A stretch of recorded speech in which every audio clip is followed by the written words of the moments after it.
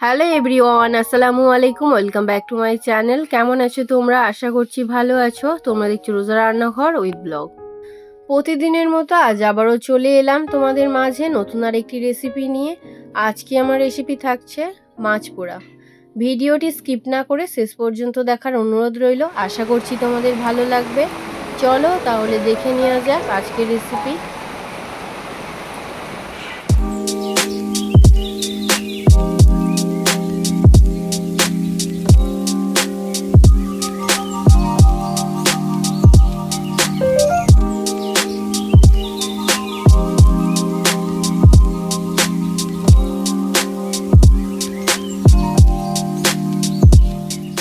মাছ পোড়া বানানোর জন্য পুকুর থেকে একটা রূপচাঁদ মাছ ধরে নিয়েছি।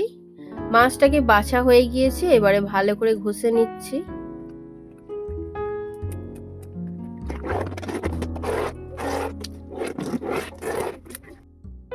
মাছটাকে ভালো করে পরিষ্কার করা হয়ে গিয়েছে, এবারে 2-4 বার জল দিয়ে মাছটাকে ভালো করে ধুয়ে নেব।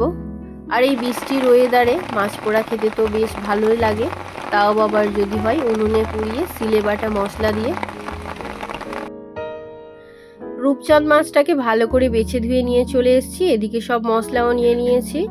প্রথমে সিলে বেটে নেব শুকনো লঙ্কা, কাঁচা লঙ্কা, ধনেপাতা।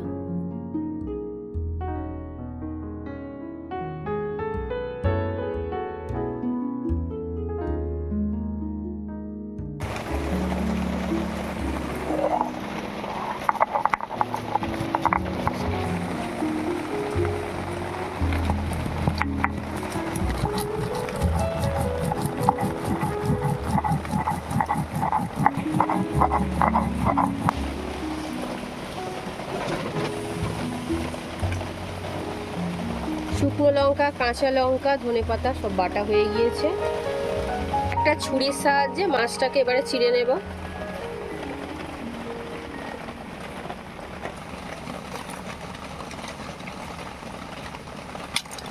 একটা সাইড দেখো চিড়া হয়ে গিয়েছে, আবারও একটা সাইড চিড়ে নেব।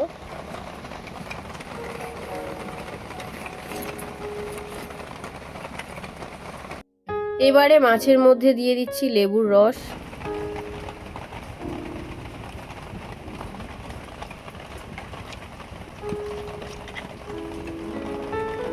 একটা সাইডে লেবু দিয়ে দিলাম, আবারও এই সাইডটায় লেবু দিয়ে দিচ্ছি।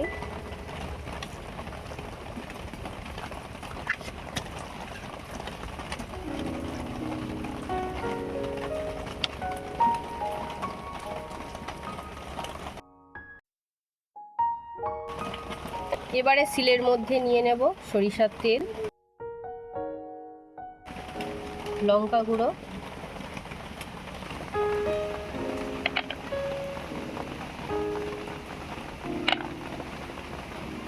হলুদ গুঁড়ো, জিরে গুঁড়ো, ধনে গুঁড়ো, মরিচ গুঁড়ো,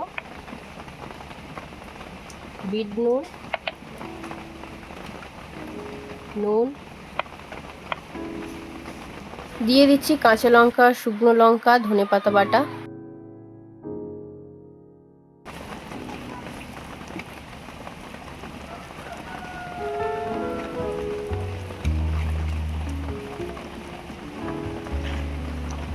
এবারে এই মশলাটা মাছের মধ্যে মাখিয়ে নেব।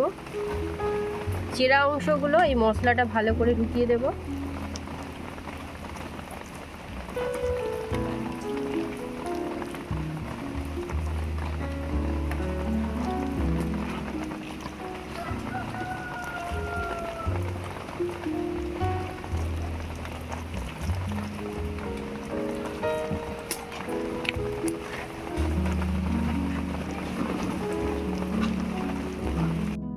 মাছে ভালো করে মশলা মাখিয়ে নিয়েছি।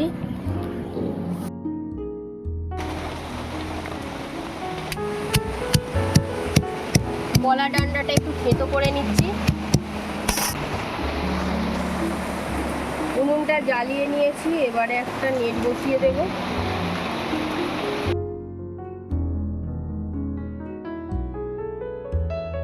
এবারে এই কলা গাছের ডান্ডাটা নিয়ে ভালো করে তেল ব্রাশ করে নেব।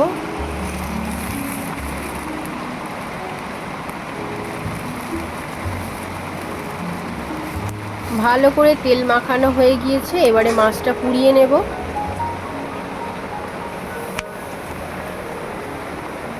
মাছটাকে ভালো করে এপিট ওপিট পুড়িয়ে নেব।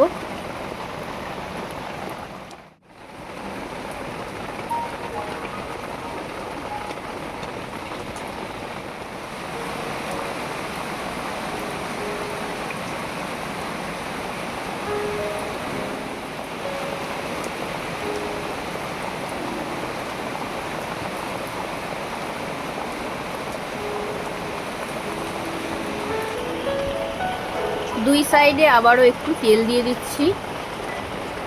তোমরা চাইলে বাটারও দিতে পারো।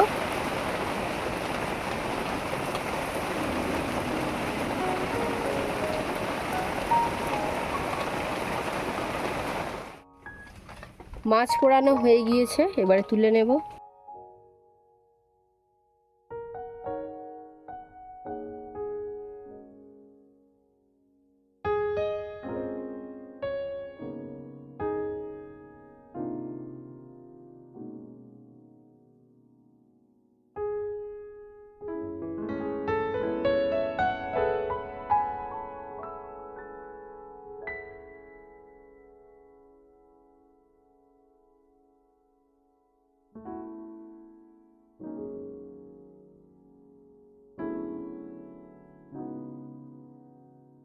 আমার আজকের রেসিপি তোমাদের কেমন লেগেছে অবশ্যই কমেন্টে জানাবে। আজকের রেসিপি যদি ভালো লেগে থাকে বন্ধুদের সঙ্গে শেয়ার করো। দেখা হচ্ছে আবারও নেক্সট অন্য কোনো রেসিপির সাথে। ভালো থেকো, সুস্থ থেকো, পরিবারের খেয়াল রেখো। বাই, আল্লাহ হাফেজ।